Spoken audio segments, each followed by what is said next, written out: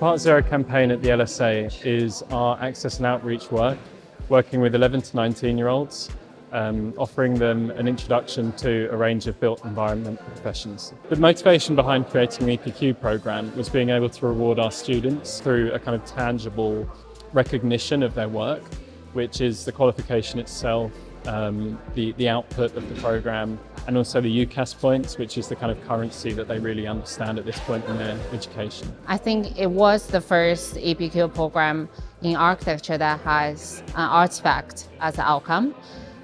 So we run the course from October to October every year, and it's delivered here on site at the London School of Architecture.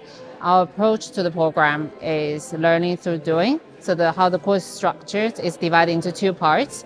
The part A is skill building workshops, where we guide the students through collaboration and group work. So they pick up foundational design skills such as site survey, orthographic drawings, and public speaking skills.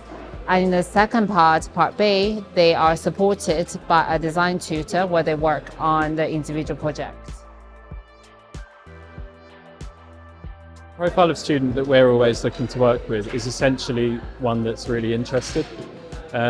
We try not to say no, so as long as they can make it to the LSA, we're very happy to have them. They're very engaged and very, very keen. They all have an interest in the built environment.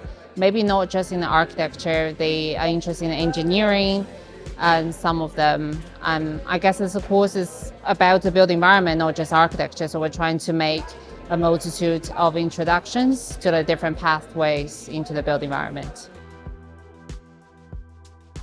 The artifact output of the EPQ is really appealing to us, to the LSA, because it means that a student can produce some writing in the way that you might with an essay, but also it allows you to produce drawings and kind of graphic work, which is so important for when you're applying for these opportunities for other higher education opportunities.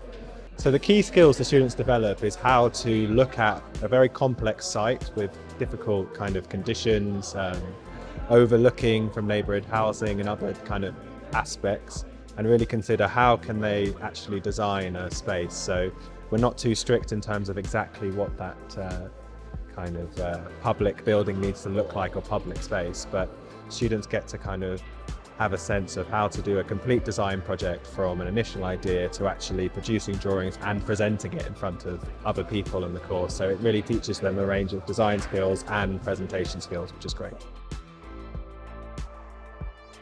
So for my project, I did like a community art centre. So it's the idea of bringing everybody in the local area to come together as an extension of the LSA. So it's for the LSA to kind of be put on the map within the community and for everybody to kind of get involved with the arts. So I created like auditorium space, group spaces, workshops, and then upstairs was like a individual spaces and chill space. And then my actual design was, because I wanted to make sure it was also a green space because it was kind of limited in the area, I kind of made it so that it blends into the garden that I made. So it was like a hill design effectively with like a green roof, and it kind of slopes down. And then the idea of it being called the core is it's community opportunities reaching everyone, and it's built around a core light source, like a light well in the middle of it. My project was to design a community space in a car park that was close to the LSA, and I chose to design a space that would have residency on the first floor and then an exhibition space on the ground floor.